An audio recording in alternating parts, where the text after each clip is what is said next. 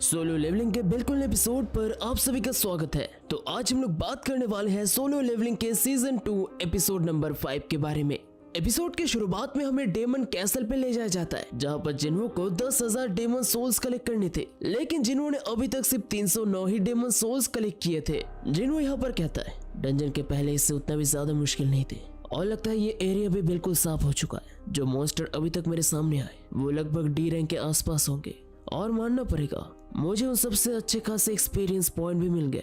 असली दुनिया पे मुझे लेवल अप करने के लिए 9 सी रैंक के गेट को रेड करना पड़ता है, लेकिन यहाँ पर लेवल अप करने के लिए मुझे सिर्फ 4 घंटे लगते हैं। जितना मैं लेवल अप करता हूँ मेरा एक्सपीरियंस और लेवल उतना ही बढ़ जाता है। तो इसका मतलब इन सब के साथ साथ मैं भी और भी ज्यादा ताकतवर बनते जाऊंगा। जब मैं बाइक यूनो से मिला तब मैंने रियलाइज किया कि मेरा पावर अभी तक इस रैंक के हंटर के समान है, लेकिन मुझे उससे भी ताकतवर बनना होगा। यहाँ पर जिन्वो को एक परमिट मिलता है जिसकी मदद से वो सेकंड फ्लोर में जा सकता था। सेकंड फ्लोर में जाने के लिए जिन्वो को एक डिविनेशन सर्कल ढूंढना होगा। जिन्वो इसके बाद अपने एक शैडो सोल्जर को बुलाता है और आइस बियर का पैक लीडर वहाँ पर अपीयर होता है। जिन्वो आइस बियर के लीडर का साइज देखकर उसे नाम देता है टैंक। इसके बाद जिन्वो उसकी पीठ के ऊपर चढ़ जाता है और वो दोनों आगे बढ़ने लगते हैं, लेकिन तभी जिन्वो के सामने कुछ छोटे मोटे मॉन्स्टर आ जाते हैं। लेकिन जिन्वो टैंक को उन सबको मसलने के लिए कहता है। पलक झपकते ही टैंक उन तीनों का काम खत्म कर देता है। जिन्वो को यहाँ पर सामने आसमान से एक तेज रोशनी देखने मिलता है और वही पर ही था डिविनेशन सर्कल। जिन्वो और टैंक वो दोनों उसी सर्कल की तरफ बढ़ने लगते हैं।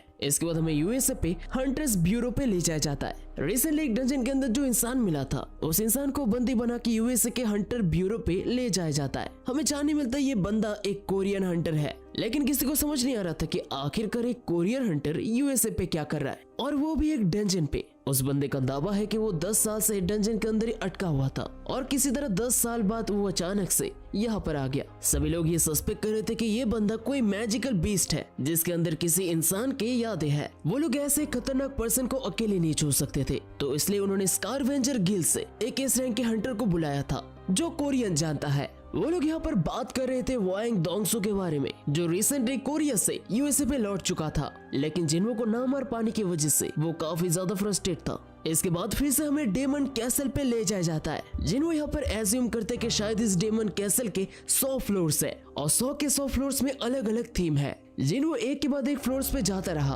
और मैजिकल बीस्ट को मारता रहा। हर एक फ्लोर में यहाँ पर जिन्वो को नेक्स्ट फ्लोर में जाने के लिए उसका परमिट मिलता है। ऐसे करते करते जिन्वो दूसरा, तीसरा, चौथा और 27वां फ्लोर भी क्लियर कर देता है। अभी तक जिन्वो इन सब का मुकाबला बहुत ही आसानी से कर रहा था। जिन्वो को यहाँ पर बहुत सारे एक्सपीरियंस पॉइंट्स भी मिले थे और उसका कमांडर टच स्किल भी लेवल अप हो चुका था। जिन्वो ने अभी तक जिन मॉन्स्टर्स को मारा था वो लगभग यहाँ पर सी रैंक के करीब होंगे और जिन्वो ने अभी तक 10,000 में से 2,116 डेमन सोल्स कलेक्ट किए थे। लेकिन जिन्वो को एक ही प्रॉब्लम था। जिन्वो का ये लड़ाई था समय के खिलाफ। अगर इस कैसल में सच में 100 फ्लोर्स हुए तो जिन्वो इसे एक हफ्ते के अंदर क्लियर नहीं कर पाएगा। जिन्वो ऐसे यहाँ पर 47, 48, 49 और 50वें फ्लोर को भी क्लियर कर देता है। 50वां फ्लोर एक बॉस लेवल फ्लोर था जहाँ पर हमें बहुत सारे तगड़े तगड़े डेमन्स देखने मिलते हैं और इसके साथ साथ हमें सारे डेमन सोल्जर्स का एक बॉस देखने मिलता है जो काफी ज्यादा बड़ा था। जिन्वो यहाँ पर अपने शैडो सोल्जर्स को बुलाता है और इस बॉस मॉन्स्टर का जितने भी चमचे हैं उन सब का काम जिन्वो अपने शैडो सोल्जर्स के ऊपर छोड़ता है और जिन्वो यहाँ पर खुद चला जाता है बॉस मॉन्स्टर का ख्याल रखने के लिए। जिन्वो यहाँ पर कैमोफ्लेज इस्तेमाल करके अपने आप को गायब कर लेता है। दूसरी तरफ इग्रिस और बाकी सभी शैडो सोल्जर सारे डेमन्स को निस्तनाबूद करने लगते हैं।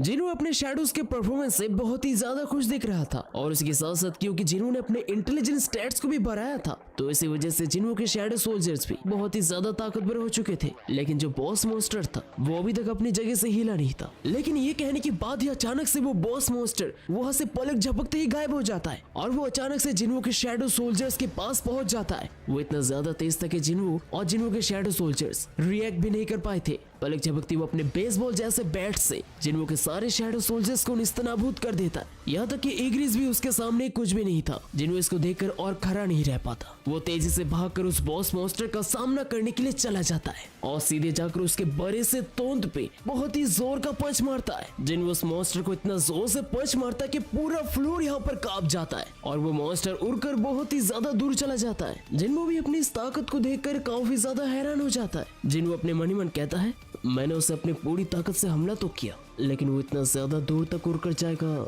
ये मैंने सोचा नहीं था। इसके बाद जिन्हो अपना स्टेटस चेक करता है। वो देखता है कि उसका स्टेट बहुत ही ज्यादा बढ़ चुके थे, लेकिन अचानक से वो बॉस मॉन्स्टर उठकर खड़ा होने लगता है। वो बॉस मॉन्स्टर अपना स्किल रेज इस्तेमाल करता है, जिसकी मदद से वो अपने पावर को 50% तक बढ़ा लेता है और इसके बाद वो तेजी से जिन्हो के ऊपर हमला करने के लिए आने लगता है। जिन्हो यहाँ पर समझ चुका था कि वो उसके हमले को ब्लॉक नहीं कर सकता। जिन्हो अपने शैडो सोल्जर आयरन टेक्स को इशारा करता है और इसके बाद आयरन अपना शील्ड तेजी से जिन्हो की तरफ फेंक देता है। जिन्हो यहाँ पर आयरन के शील्ड को कैच करता है और उस बॉस मॉन्स्टर के हमले को इस शील्ड की मदद से ब्लॉक करने की कोशिश करता है।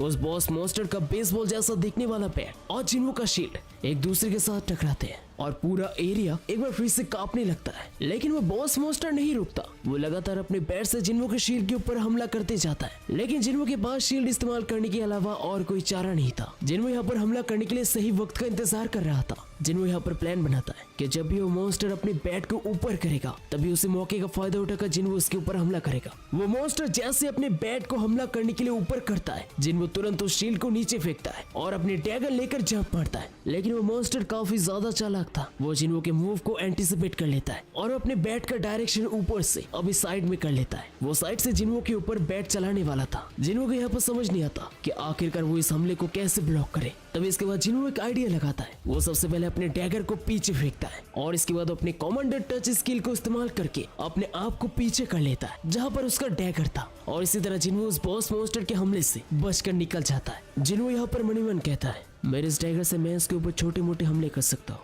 जो मेरे लिए काफी ज्यादा खतरनाक होगा। मुझे कैसे भी करके इसकी स्पीड को धीमा करना होगा। तभी जिन्हो को अचानक से एक टूटा हुआ बिल्डिंग देखने मिलता है। जिन्हो अचानक से तेजी से भागकर उस टूटी हुई बिल्डिंग की तरफ दौड़कर जाने लगता है। वो मॉन्स्टर भी यहाँ पर जिन्हो का ही पीछा करने लगता है और जिन्हो जैसे उस बिल्डिंग के पास पहुंचता है वो तुरंत उस टूटी हुई बिल्डिंग के ऊपर चढ़ जाता है और उस बड़े से बिल्डिंग को उस मॉन्स्टर के ऊपर गिरा देता है। और इसी मौके का फायदा उठाकर जिन्हो अपने दोनों डैगर से उस बॉस मॉन्स्टर के ऊपर हमला कर देता है। इसके बाद हमें व्हाइट टाइगर गिल्ड के मिस्टर आहान और मिस पर्क के पास ले जाया जाता है, जो जिन्हो को हर तरफ ढूंढ रहे थे। यहाँ तक कि वो जिन्हो के घर पे गए थे और वहाँ से उनको पता चला कि जिन्हो 7 दिन के लिए एक ट्रिप पे गया है। लास्ट टाइम जिन्हो को शहर के बीच में देखा गया था, जो काफी ज्यादा मिस्टीरियस था। मिस पर्क कहती है, शायद किसी ने संग जिन्हो को किडनैप कर लिया होगा। मिस्टर आहान कहते हैं, क्या संग जिन्हो और किडनैप? उसे किडनैप करने के लिए हमें बहुत सारे हाई रैंकिंग हंटर्स चाहिए होंगे। पता नहीं कि आखिरकार वो कहाँ पर होगा। इसके बाद फिर से हमें डेमन कैसल पे ले जाया जाता है और फाइनली जाकर हमें देखने मिलता है कि जिन्हो ने उस बॉस मॉन्स्टर को हरा दिया था। जिन्हो के ऊपर आइटम्स का बरसात होने लगता है। जिन्हो को एक ईयररिंग, एक मैजिकल ऑर्ब, उसी के साथ साथ एक हॉर्न और आखिर में जाकर उसे वर्ल्ड ट्री का एक फ्रैगमेंट मिलता है। इस फ्रैगमेंट की मदद से जिन्हो एक हाई क्वालिटी आइटम बना सकता था। इसके बाद जिन्हो उस ईयररिंग को पहनता है। वो ईयररिंग एक एस रैंक का आइटम था। वो पहनने के बाद ही अब जिन्हो का हेल्थ और स्ट्रेंथ 20+ हो जाता है। इसके बाद बारी था मैजिकल ऑर्ब का। इस मैजिकल ऑर्ब की मदद से किसी भी मैजिक यूजर का पावर 2 गुना बढ़ाया जा सकता था। जिन्हो जब इन सब को देख ही रहा था तभी अचानक से इग्रिस जिन्हो के सामने सभी मॉन्स्टर का सर लेकर आने लगता है और इसके बाद वो जिन्हो के सामने झुक जाता है। जिन्हो कहता है, क्या तुम ये करना बंद कर सकते हो? तुम्हें देखकर वो भी ऐसे ही करने की कोशिश करता है। हमें देखने मिलता है आयरन भी इग्रिस की तरह मॉन्स्टर का बॉडी जिन्हो के सामने लेकर आने लगता है। जिन्हो कहता है, चलो ठीक है, तुमने मुझे अपना शील्ड देकर मदद की थी। लेकिन जिन्हो को जैसे शील्ड के बारे में याद आता है तभी जिन्हो कुछ रियलाइज करता है। अचानक से जिन्हो यहाँ पर अपने मेजेस को बुलाने लगता है और जिन्हो उन मेजेस को वो ऑर्ब दे देता है और एक बिल्डिंग के ऊपर एक स्पेल इस्तेमाल करने के लिए कहता है। वो मेज अपने हाथ में वो ऑर्ब लेता है और इसके बाद वो एक फायर स्पेल इस्तेमाल करता है। हमें एक बहुत ही बड़ा आग का गोला देखने मिलता है और इसके बाद वो मेज उस बड़े से आग के गोले को उस बिल्डिंग की तरफ फेंकता है। सिर्फ एक ही शॉट से वो बिल्डिंग चूर चूर हो जाता है। जिन्हो भी इसके पावर को देखकर काफी ज्यादा हैरान हो जाता है। इसके बाद वो मेज जिन्हो को वो ऑर्ब लौटा देता है। इसके बाद फिर से हमें यूएसए पे ले जाया जाता है। वांग दोंगसू यहाँ पर उस बंदे के साथ पूछताछ करने के लिए आ चुका था। वांग दोंगसू कहता है, ये काफी इंटरेस्टिंग बात है, एक ऐसा मैजिकल बीस्ट जो इंसानों की भाषा जानता है और ऊपर से वो भी कोरियन। वो आदमी कहता है, देखो मैंने तुमसे पहले ही कह दिया, अगर तुम लोगों को मेरे ऊपर कोई भी शक हो तो तुम लोग मेरा डीएनए टेस्ट कर सकते हो। वांग दोंगसू कहता है, तुम जो कहोगे हमेशा वैसा नहीं होगा। जब कुछ ऐसा टेंशन से बाहर आता है तो हमें होशियार रहना पड़ता है। हो सकता है तुम एक मैजिकल बीस्ट हो जो इंसान बनने का बहाना कर रहा है। वो दोनों एक दूसरे की तरफ घूरते जाते हैं। इसके बाद वांग दोंगसू कहता है, अच्छा होगा कि तुम हमारी बात सुनो। कोई चारा न देखकर वो आदमी मान जाता है। वांग दोंगसू पूछता है, तुमने कहा था कि तुम 10 साल डंजन के अंदर थे, लेकिन आखिरकार तुमने 10 साल डंजन के अंदर सरवाइव कैसे किया? क्या तुम किसी तरीके का ज़ॉम्बी हो? वो आदमी मना करता है। इसके बाद वाइंग डोंगसू पूछता है, तो मुझे एक बात बताओ, एक आदमी जो मर चुका है, क्या वो अचानक से एक डंजन से जिंदा बाहर निकल सकता है? वो आदमी कहता है, नहीं, ये बिल्कुल पॉसिबल नहीं है। लेकिन मुझे एक बात बताओ, तुम्हें मैजिकल बीस्ट के बारे में कितना पता है? यह सुनकर वाइंग डोंगसू चुप हो जाता है। इसके बाद वाइंग डोंगसू कहता है, तो क्या तुम ये दावा कर रहे हो कि तुम्हें हमसे ज्यादा पता है? इसके बाद वो आदमी कहता है, डंजन्स, गेट्स, मैजिकल बीस्ट, ये सब एक प्लान का हिस्सा है। हाल ही फिलहाल में कुछ बहुत ही खतरनाक लोग अपने गहरे नींद से जाग चुके हैं और वो सब इस दुनिया को खत्म कर देंगे।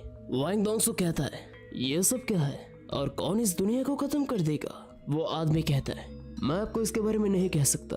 वाइंग डोंगसू इसके बाद कहता है, तो तुम ये कहना चाहते हो कि तुम हमें बचाने के लिए आए हो, लेकिन तुम कह नहीं सकते कि तुम हमें किससे बचाओगे?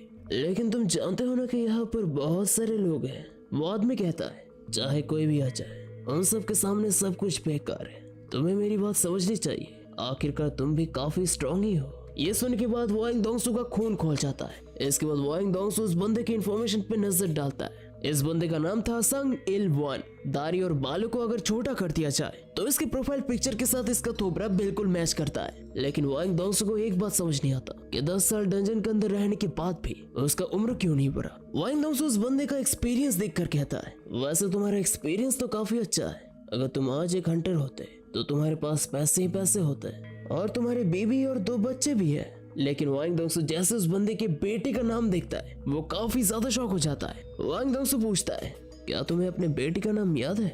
वो बंदा कहता है, मेरे बेटे का नाम संग जिन्हा है। वाइंग डोंगसू इसके बाद उसके बेटे का नाम पूछता है। वो बंदा कहता है, मेरे बेटे का नाम संग जिनवू है। यानी कि ये बंदा था जिन्हा और जिनवू का बाप। और ये देखने के बाद वाइंग डोंगसू स्माइल करता है। इसके बाद जिनवू के फादर पूछते हैं कि आखिरकार क्या हुआ है, लेकिन वाइंग डोंगसू जवाब नहीं देता और कहता है, मैंने तुमसे पहले ही कहा था ना, मैं अकेले यहाँ पर सवाल पूछूंगा और जवाब तुम दोगे। इसके बाद जिनवू के फादर भी अपना ऑरा रिलीज करते हैं और कहता है, मुझे अभी के अभी जवाब चाहिए। वाइंग डोंगसू कहता है, अच्छा, अगर मैंने जवाब नहीं दिया तो तुम क्या करोगे? जिनवू के फादर कहते हैं, अगर तुमने मुझे जवाब नहीं दिया तो मैं तब तक तुम्हें मारते रहूंगा जब तक तुम जवाब नहीं दे देते।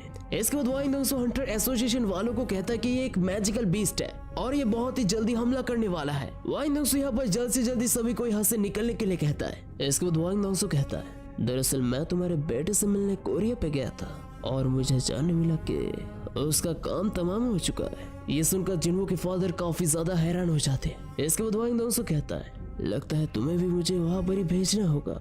इसके बाद फिर से हमें डेमन कैसल पे ले जाया जाता है। जिनवू यहाँ पर नेक्स्ट फ्लोर में आ चुका था जहाँ पर जिनवू को अनडेड आर्मी देखने मिलता है और इसी के साथ साथ वहाँ पर अनडेड्स का बॉस भी था। जिनवू भी यहाँ पर अपने शैडो सोल्जर्स को समन करता है और जिनवू के shadow soldiers versus undead army का बैटल शुरू हो जाता है। जिनवू के शैडो सोल्जर्स एक के बाद एक सभी को काटते जाते हैं, जिसे देखने के बाद यहाँ पर अनडेड आर्मी का बॉस काफी ज्यादा हैरान हो जाता है। अनडेड आर्मी के बॉस को इतना सरप्राइज देखकर जिनवू कहता है, क्या हुआ, ऐसे हमारी तरफ क्यों देख रहे हो? तुम्हें क्या लगा था कि हम लोग कमजोर होंगे? खैर जो भी हो, मेरा काम तुम लोगों को मारना है और वो मैं अच्छे से करूंगा। और इसके बाद जिनवू अपने डैगर लेके उस अनडेड मॉन्स्टर के बॉस को एक ही झटके में खत्म कर देता है। And that's it for the solo leveling season 2 episode number 5। तो एपिसोड आप लोगों को कैसे लगा जरूर से मेरे को ऑब्वियसली कमेंट करो एंड चैनल में तो चैनल को सब्सक्राइब करो। तो बस मिलते हैं एक नए वीडियो के साथ, तब तक के लिए बाय बाय।